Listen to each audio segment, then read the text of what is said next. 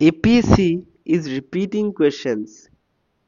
হয়, আপোনালোকে ঠিকেই দেখিছে থাম্বনেইলৰ মিমটোত। APSCৰ যোৱা দুটা বছৰ যদি আমি কুৱেশ্যন পেপাৰসমূহ ভালদৰে চাওঁ, তাত এই বস্তুটো একদমেই ক্লিয়াৰ যে APSCয়ে এনে কিছুমান থিমছ তেওঁলোকে আইডেণ্টিফাই কৰি লৈছে, য'ৰ পৰা বাৰে প্ৰতি তেওঁলোকে কুৱেশ্যনছ সুধি আছে। Hi hello' everyone, welcome to mind map education.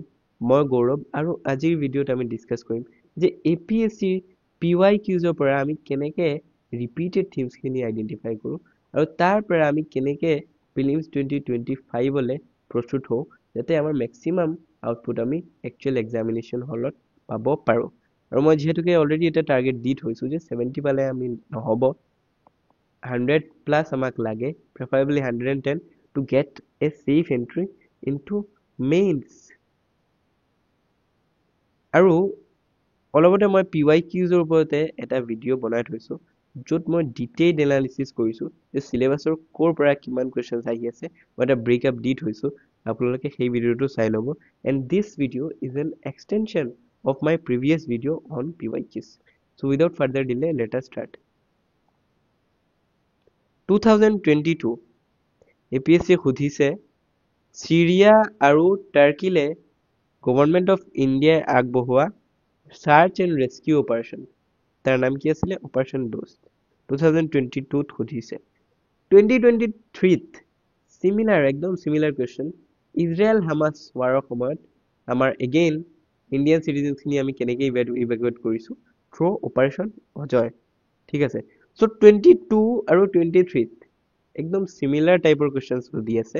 আৰু ইণ্ডিয়ান আৰ্মি বা ইণ্ডিয়ান গভৰ্ণমেণ্টৰ যদি কিবা এনেকুৱা অপাৰেশ্যন বাহিৰত আমি কৰি থৈছোঁ, ঠিক আছে, সেই বিষয়ে আমি অলৰেডি আমি জানি থ'ব লাগে, কাৰণ কুৱেশ্যনছ সোধাৰ মেক্সিমাম চান্স আমাৰ থাকে। নেক্সট কুৱেশ্যনটো চাওঁ। 2022ত নীতি ফৰাম ফৰ নৰ্থ ইষ্ট ইণ্ডিয়াৰ ফ'কাছ এৰিয়াছখিনি কি আছিলে সেই বিষয়ে তেওঁলোকে সুধিছে।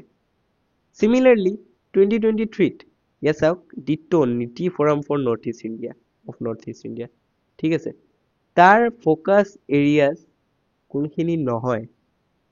Same question but put differently. Next question চাওঁ। Political history of Assam, তাৰ ওপৰত কি সুধিছে যে বেংগল প্ৰেচিডেন্সিৰ পৰা অসম কেতিয়া ছেপাৰেট হৈছিল?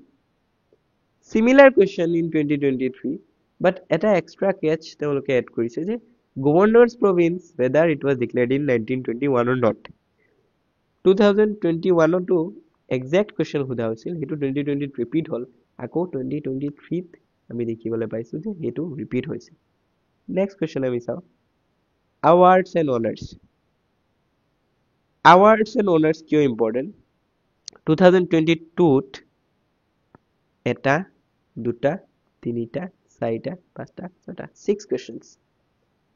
2023ত যদি আমি চাওঁ, 1 2 3 4 5 6 7, so 7 questions in 2023 অকল আৱাৰ্ডছৰ পৰা আহি আছে। চ' আমি ইণ্ডিয়ান হিষ্ট্ৰীত আমি কিমান সময় দিওঁ কওকচোন? Above 1 month, right, above 1 month। আমি সেইখিনি ৰিভাইজ কৰিবলৈও আমাক বহুত সময় লাগে, নোটো বনাবলৈ বহুত সময় লাগে। আৱাৰ্ডছ আৰু অনাৰ্ছ প্ৰিপেয়াৰ কৰিবলৈ আমাক কিমান সময় লাগিব? অবভিয়াছলি দুদিনৰ বেছি নালাগে, 2 days, max to max 2 days। চ' দুদিনতে যদি আমাৰ 6 to 7 কুৱেশ্যনছ আমাৰ চল্ভ হৈ আছে, then why should we not prioritize this part? Indian history পঢ়িম obviously, Indian geography পঢ়িম obviously, but awards and honors পৰা যদি আমাৰ questions আহি আছে ইমানকে, আমি কিয় prepare কৰি নাযাম? এটা dedicated note আমি কিয় নবনাম? ঠিক আছে। So awards and honors এটা এনেকুৱা থিম হয় য'ৰ পৰা APSCয়ে বাৰে বাৰে তেওঁলোকে questions সোধে, ঠিক আছে। So আপোনালোকে কাইণ্ডলি এটা ডেডিকেটেডলি নোট আপোনালোকে বনাই থ'ব, ঠিক আছে। সেয়া অস্কাৰে হওক, নোবেলে হওক, ঠিক আছে, নোবেল হওক বা বাকী পুটলাইজাৰ, মেক্স আছে এণ্ড খেল জগতৰ যিসমূহ আৱাৰ্ডছ আছে, ঠিক আছে। So' this is an important learning. Next চাওঁ, চেঞ্চাছ 2011, যিহেতুকে আমাৰ চেঞ্চাছ ৰিচেণ্টটো অহা নাই এতিয়ালৈ, চ' তেওঁলোকে চেঞ্চাছ 2011ৰ পৰা এতিয়ালৈ সুধি আছে। 2011 সেন্সাছৰ পৰা 2022 সুধিছে যে সেক্স ৰেশিঅ' ডিসেন্ডিং অৰ্ডাৰত কৰিবলৈ দিছে আৰু 2023 সিমিলাৰলি আমি দেখিছো যে ল্যাঙ্গুৱেজৰ বেচিছত সেন্সাছ অফ ইণ্ডিয়াৰ 2011 পৰা এটা কোৱেশ্চন আৰু ইয়াত এছচিজৰ ওপৰত শিডিউল কাষ্টৰ ওপৰত 2011 সেন্সাছৰ পৰা এটা কোৱেশ্চন ঠিক আছে নেক্সট কোৱেশ্চনটোলৈ যাওঁ আমি বাজেট আৰু স্কিমছৰ পৰা মেইনলি দুটা ধৰণৰ কোৱেশ্চনছ সোধে এটা হ'ল যে বাজেটৰ যদি কিবা স্পেশাল ফোকাস আমাৰ বাজেটে বা ইউনিয়ন মিনিষ্ট্ৰীয়ে কৰিছে দেন সেই বস্তুটো তেওঁলোকে সুধি দিয়ে যেনে ধৰক ইয়াত সপ্তৰ্ষি বিষয়ে 2023-24ত এইটো বহুতকে তেওঁলোকে মেনশ্যন কৰিছিল আৰু অমৃত কালৰ ক্ষেত্ৰত এই বস্তুটো বহুত important that is why they asked it similarly 2023 তেওঁলোকে সুধিছে যে চাৰিটা স্পেচিফিক গ্ৰুপক টাৰ্গেট কৰা হৈছিল বাজেট স্পিচত আৰু সেই গ্ৰুপ কেইটা কি বা কি নহয় ঠিক আছে সিমিলাৰ কোৱেশ্চন 2 নম্বৰ টাইপ অফ কোৱেশ্চন সেই কোৱেশ্চনখিনি কেনেকুৱা যে আমাক আঁচনিসমূহৰ বিষয়ে সোধে স্কিমছৰ কথা সোধে আৰু স্কিমছ কেনেকুৱা স্কিমছ ফ্লেগশ্বিপ স্কিমছ ঠিক আছে ফ্লেগশ্বিপ স্কিমছৰ পৰা কি সোধে মেইনলি ক্ৰাইটেৰিয়াছ ঠিক আছে আমাৰ সেই স্কিমছখিনি পাবলৈ আমি কি আমাৰ ক্ৰাইটেৰিয়াছ থাকিব লাগে যোগ্যতা থাকিব লাগে এলিজিবিলিটি থাকিব লাগে সেই বিষয়ে আমাক সোধে ঠিক আছে so this see 2023 so 2024 ৰ যিটো এক্সাম আছে তাৰ কাৰণে আমি কি প্ৰিপেয়াৰ কৰিব লাগে অবভিয়াসলি আপোনালোকে এতিয়া বুজি পাব যে স্কিমছৰ পৰা আমি ক্ৰাইটেৰিয়াছ খিনি প্ৰিপেয়াৰ কৰি যাব লাগে মই এটা টিপ দিছো যে নিযুত মইনা স্কিম মুখ্যমন্ত্ৰী নিযুত মইনা স্কিম সেই স্কিমটোৰ ওপৰত গভৰ্ণমেণ্টে বহুত বেছিকে তেওঁলোকে জোৰ দি আছে আৰু সেই কাৰণে আমি তাৰ ক্ৰাইটেৰিয়াছ খিনিও আমি ভালকে পঢ়ি যাব লাগে ঠিক আছে নেক্সট টাইপ অফ কোৱেশ্চন চাও ডিফেন্স আৰু স্পেচ মিশন 2022 সুধিছিল আদিত্যৰ বিষয়ে ঠিক আছে আদিত্য এটা নিউক্লিয়াৰ প্ৰগ্ৰাম হয় 2023 স্পেচ মিশনৰ কথা সুধিছে নিসাৰ আৰু আদিত্য এলৱানৰ বিষয়ে ঠিক আছে সো obviously 2024 ৰ এক্সামলে আমি এটা ডেডিকেটেডলি স্পেচ টেকনলজি আৰু ডিফেন্স টেকনলজিৰ ওপৰত ইসৰো স্পেসিফিক্যালি বা ডিআৰডিঅৰ কি আমাৰ ইনিশিয়েটিভস আছে সেই ইনিশিয়েটিভছৰ বিষয়ে আমি এটা ডেডিকেটেডলি নোট আমি বনাব লাগে আমি পঢ়ি যাব লাগে ভালকে ঠিক আছে so what can we learn from these repeated themes মই বহুত কেইটা মই থিমছ ইয়াত আপোনালোকক দেখুৱালো আৰু বহুত আছে আপোনালোকে পাব যদি আপোনালোকে 22 আৰু 23 পেপাৰসমূহ চাই ঠিক আছে এতিয়া আমি 2025 ৰ প্ৰিলিমছলে আমি কি লেসন ল'ব পাৰো ইয়াৰ পৰা মোৰ মতে আপোনালোকে আৱাৰ্ডছ এণ্ড ৰিকগনিশ্যনৰ ওপৰত সেপাৰেটকে নোট এটা বনাব লাগে সিমিলাৰলি সেন্সাছৰ ওপৰত বনাব লাগে আৰু স্পেসিফিক্যালি ফোকাস দিব লাগে যে হিউম্যান জিওগ্ৰাফি যিবোৰ ডেটা আছে ধৰক ল্যাঙ্গুৱেজে হোক ঠিক আছে ধৰক আপোনাৰ বাৰ্থ ৰেট হোক ঠিক আছে বা আমাৰ ডেন্সিটি হোক ঠিক আছে সেক্স ৰেশিও হোক ফিমেল লিটাৰেসি হোক মেল লিটাৰেসি হোক সেইবোৰ আপোনাৰ হিউম্যান জিওগ্ৰাফিৰ পৰা ডেটা আপোনালোকে 21 পৰা আপোনালোকে ডেটাখিনি কালেক্ট কৰি আপোনালোকে পঢ়ি যাব ল্যাঙ্গুৱেজৰ ওপৰতো ঠিক আছে দেন ইণ্ডিয়ান আৰ্মিৰ কিবা মিশন বা অপাৰেশ্যন থাকিলে সেইখিনি অবভিয়াসলি গুৰুত্বপূৰ্ণ হৈ যায় আৰু বাজেট এণ্ড স্কিমছ মই অলৰেডি ক'লো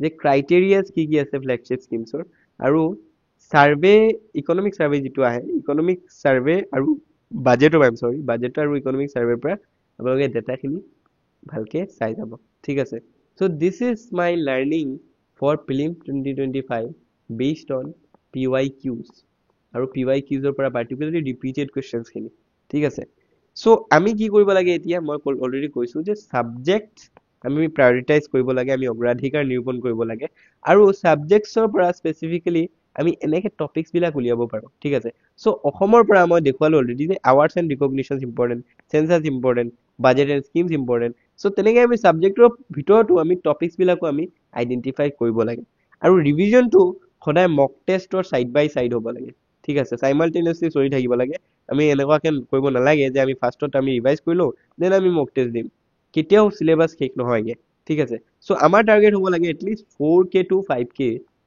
আমি এমসিকিউ যাতে সলভ কৰা যায় বিফোৰ প্ৰিলিম আৰু আপোনালোকে মক টেষ্ট জৰ্টৰ মক টেষ্ট আপোনালোকে নিদিব মক টেষ্ট কোৱালিটি টেষ্ট সদায় দিব লাগে বিকজ এক্সাম প্যাটাৰ্নৰ ওপৰত বেছ কৰি যদি সেই কোৱেশ্চন পেপাৰখিনি নবনায় তেতিয়া আপোনালোকৰ অবভিয়াসলি কনফিডেন্স এটা ডাউন হৈ যায় ঠিক আছে কনফিডেন্স ডাউন হৈ গ'লে অবভিয়াসলি এইটো ইম্প্যাক্ট কৰে আপোনালোকৰ প্ৰিপাৰেচনত আৰু সেই কাৰণে আমি সদায় কোৱালিটি টেষ্ট আমি ভালদৰে চাব লাগে যে APSC সদায় চাব APSC 100% কিন্তু কুৱেশ্যনছ তেওঁলোকে কেতিয়াও টাফ নুসুধে এটা বেলেঞ্চ তেওঁলোকে মেইনটেইন কৰে আৰু সেই বেলেঞ্চ মতে মোৰ মতে যিবোৰ টেষ্ট মক টেষ্ট বনোৱা হৈছে সেই টেষ্টখিনি আপোনালোকে এটেম্প কৰিব লাগে ফৰ মেক্সিমাম আউটপুট ঠিক আছে আৰু আমাৰ মাইণ্ড মেপ এডুকেশ্যন টিমৰ ফালৰ পৰা আপোনালোকলৈ স্পেচিফিকেলি আমি এটা প্ৰিলিমছ টেষ্ট চিৰিজ লঞ্চ কৰিছোঁ ইতিমধ্যে 30th ডিচেম্বৰত ফাৰ্ষ্ট টেষ্ট অনুষ্ঠিত হ'ব আৰু অনুশীলনৰ আপোনাৰ এইকেইটা কুৱেশ্যন চাব পাৰে যে